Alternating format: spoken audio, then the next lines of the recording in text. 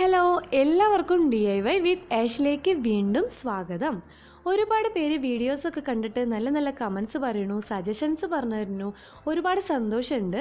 അവർക്കൊക്കെ ഞാൻ ഈ സമയത്ത് താങ്ക്സ് പറയാണ്. ഇതുണ്ടാക്കാനായിട്ട് നമുക്ക് ആദ്യം തന്നെ ആവശ്യമുള്ളത് ഗിഫ്റ്റൊക്കെ പൊതിയാൻ ഉപയോഗിക്കുന്ന പേപ്പറില്ലേ, അങ്ങനത്തെ പേപ്പറാണ് ഞാനിവിടെ എടുത്തിരിക്കുന്നത്. ഈ പേപ്പറിൽ കണ്ടു ചെറിയ ചെറിയ പൂക്കൾ. ആ പൂക്കളൊക്കെ ഞാൻ അങ്ങോട്ട് കട്ട് ചെയ്തെടുക്കാനാണ് പോണത്. നിങ്ങളുടെ കയ്യിലുള്ള പേപ്പറിൽ എന്താണോ ഡിസൈൻ, ആ ഡിസൈൻ നിങ്ങൾ കട്ട് ചെയ്തെടുക്കുക. എനിക്കിവിടെ പല കളറിലുള്ള പൂക്കളൊക്കെ കിട്ടിയിട്ടുണ്ട്.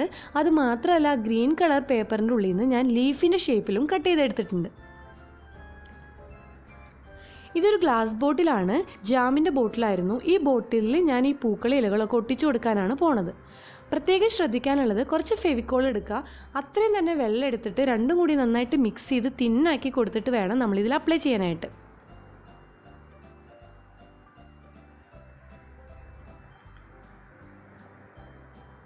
ഇനി ഞാൻ എനിക്ക് ഇഷ്ടമുള്ള പോലെ അവിടെ ഇവിടെയായിട്ട് ഈ പൂക്കള ഇലകളൊക്കെ ഒട്ടിച്ചു കൊടുക്കാനാണ് പോണത്. ഇതിപ്പോൾ മുഴുവനായിട്ട് ഒട്ടിച്ചു കൊടുത്ത് കഴിഞ്ഞു.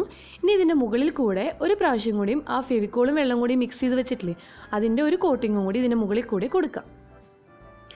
ഉണങ്ങിക്കഴിഞ്ഞാൽ നമ്മുടെ ഫെവിക്കോളിൻ്റെ കളർ ഒന്നും കാണില്ല, നല്ല ട്രാൻസ്പെറൻ്റ് ആയിട്ടുണ്ടാവും. ഇനി നമുക്ക് ഭംഗിക്ക് വേണ്ടിയിട്ട് ഒരു ബോ അറ്റാച്ച് ചെയ്ത് കൊടുക്കാം.